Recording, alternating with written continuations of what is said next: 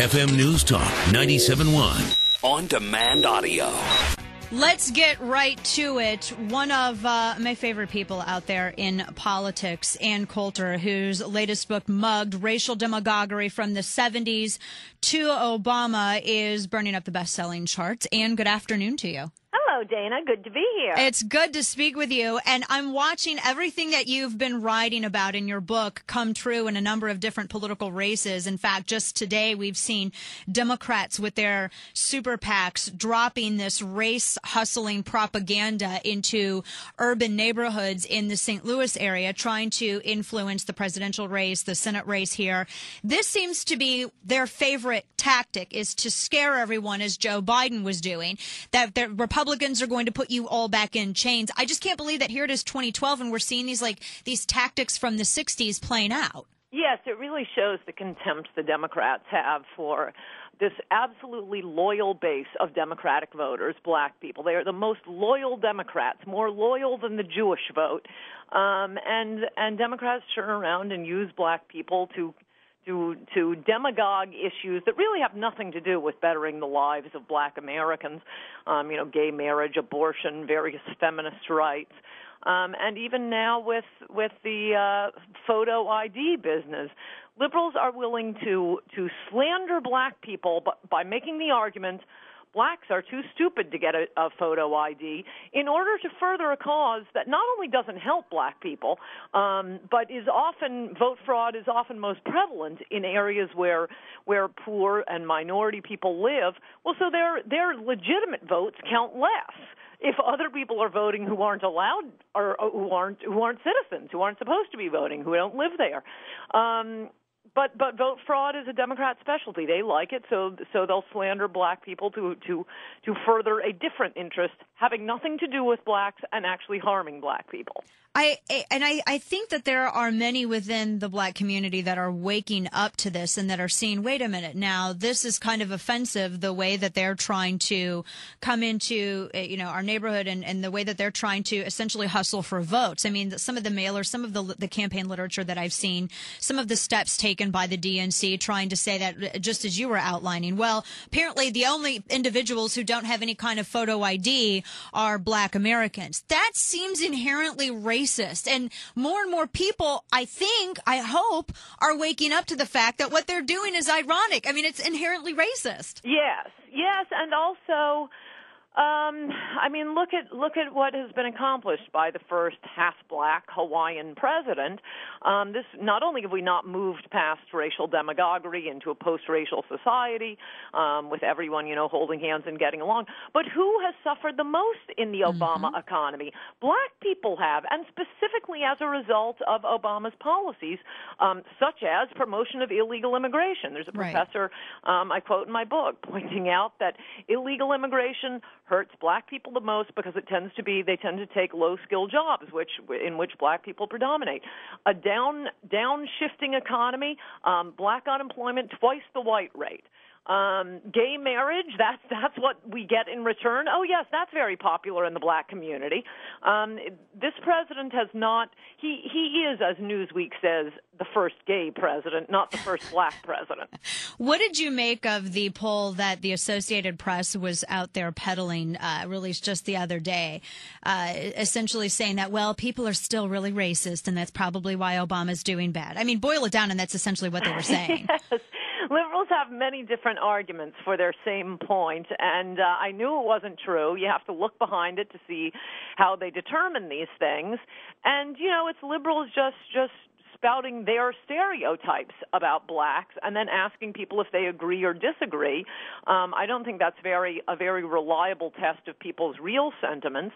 The strangest part of it was the test for implicit racism, where they will show a picture first of a black, white, or Hispanic person, and then quickly show a picture of a Chinese person and ask the respondent, what do you think of the Chinese person?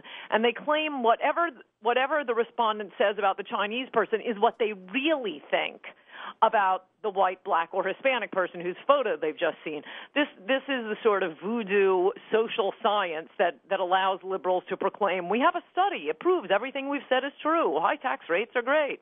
Everyone is racist. If Romney wins in November 6th, and I'm looking at just the way that all of the, some people don't like to really take into account the polling data because of the response rate, but just looking at the way everything is moving right now, the Obama campaign, they don't seem very confident. They're not doing very well in the polls. Romney's broken 50.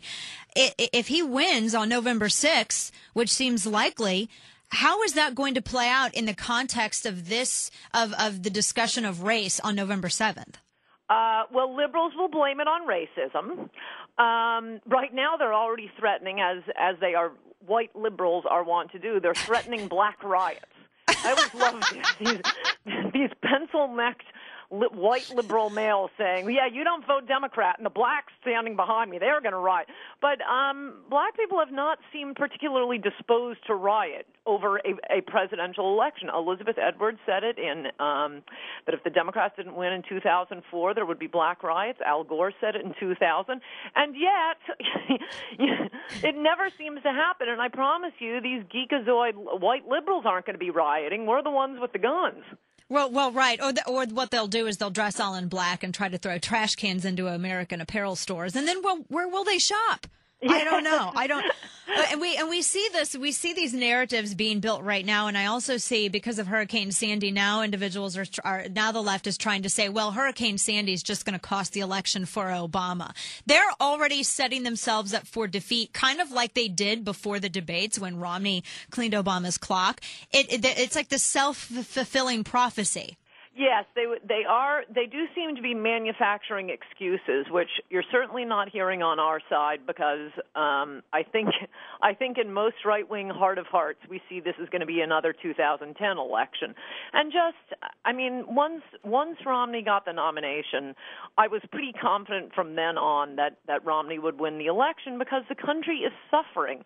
I go out to America a lot. I live in New York, and I must tell you, New Yorkers have no idea what's going on in the world, which is why I'm always arguing with them. I didn't think McCain was going to win. From the moment he got the nomination, I knew Republicans were going to lose 4 years ago. But once again, New Yorkers I guess all people are parochial in some ways, but I think they don't realize how many people are suffering out there. Small businesses, restaurateurs, store owners, they're going out of business, or they're looking at going out of business. 23 million people unemployed, and lots of them I know way underemployed, having to take jobs far below what their skills and talents are, not making as much money, spending $50 in California, sometimes, $200 to fill up the gas tank. Yeah. This isn't normal, and Americans know it, and they can sense with Mitt Romney, this guy whose business was rescuing companies from bankruptcy, who rescued the Olympics, which is not a small enterprise, from bankruptcy, balanced the budget in Massachusetts while even cutting taxes. He is exactly what the country needs right now. So that's the perfect time for the president to bring out Lena Dunham to talk about how women should have their first time with him. If they're not threatening black Americans with slavery, they're threatening women with rape, or talking about abortion or something. When you saw that ad, well, I would love to get your response to that. I just thought this is going to be my exhibit the next time I present my argument that we need to raise the voting age and reconsider the 19th Amendment. This idea of giving the women the vote may have been a rash experiment. But no, seriously, do they really think women are that stupid? It's really insulting. They did celebrate Bill Clinton. It goes straight back to my book, not the current book, Mugged, but Demonic, about the groupthink on the left and how they gin up their base through, as if it's teeny boppers rushing off to a Justin Bieber concert. This is not how you're supposed to choose the leader of the free world. Oh, I love that. Mugged, racial demagoguery from the 70s to Obama. And Coulter, a best-selling author. As always, it's a pleasure to speak with you. Great to talk to you, Dana. Bye-bye. Take care.